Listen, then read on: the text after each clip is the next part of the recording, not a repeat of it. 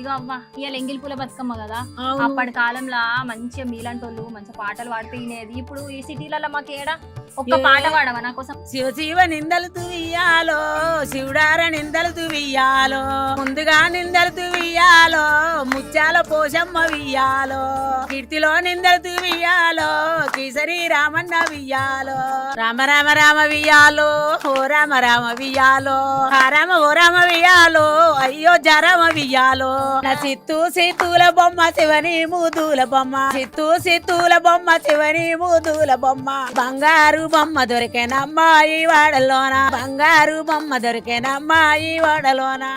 అవ్వా ఎంత మంచిగా పాడినావు తెలుసా పాటలు. నాకైతే చిన్నతనంలో మంచిగా ఎట్లా బతుకమ్మ చేసుకుంటుండే అవన్నీ రోజులు యాదకొచ్చినాయి.